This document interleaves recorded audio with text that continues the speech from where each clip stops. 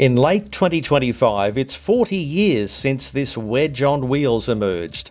The Subaru Arcione, or XT as it's known in the US, or Vortex as it's known in Australia and New Zealand, was designed to slip through the air and had a market-leading drag coefficient of 0.29 at the time. So it's nearly 40 years since I said to myself, I'm going to own one of those one day. Every morning on my way to high school, I had to ride past a Vortex parked near my home, and as I coasted along, I noticed the sleek body and flush door handles, the asymmetrical steering wheel and the control pods surrounding it. Pop-up headlights were the icing on the cake. I didn't know it was basically a sports jacket on a Subaru Leone platform, with the 1.8 litre fuel-injected engine making just 72 kilowatts or 97 horsepower without the turbo. It was an 80s aerodynamics design exercise from Japan, and I liked it. Now, the internet made it easy to keep an eye out for a Vortex. I saw the occasional one for sale, often interstate and somewhat expensive, until Gumtree came through in January 2018. A November 85 Vortex was for sale around half an hour away, and it was a manual. It wasn't all-wheel drive or turbo, but it was in decent nick for around 300,000 kilometres on the clock, although it did have an issue with the cooling system.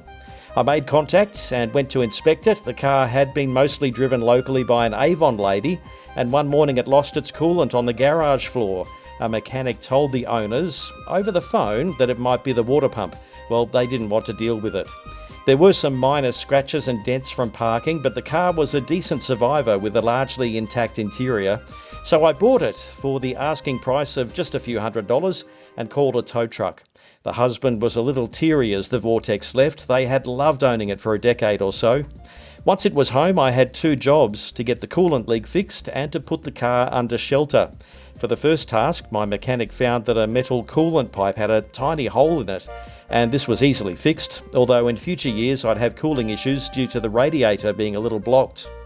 And shelter for the car was provided in the form of a new carport, although it now lives under a car cover as well under the carport to stop birds sitting on it because they see their reflection in the paintwork. Now, speaking of paintwork, I had those scratches and dents tidied up at a local body shop, which also had a supposed rust expert repair damage to the passenger side rail under the car, although I'd later discover the problem was just covered up, rusting through again.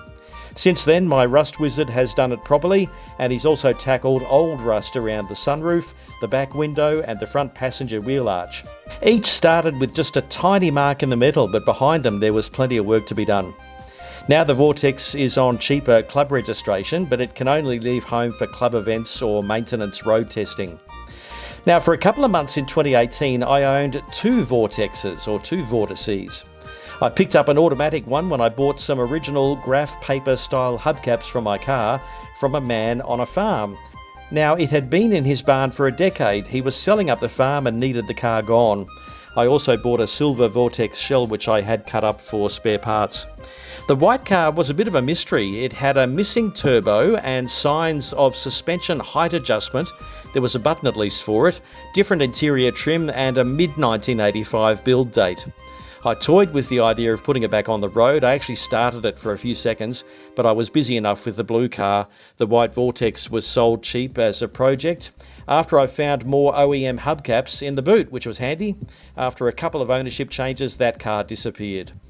In recent years, I've talked to other Aussie Vortex owners and caught up with their stories online. There aren't many of us out there, but with owners in the US and Japan, there is quite a community for fandom and advice.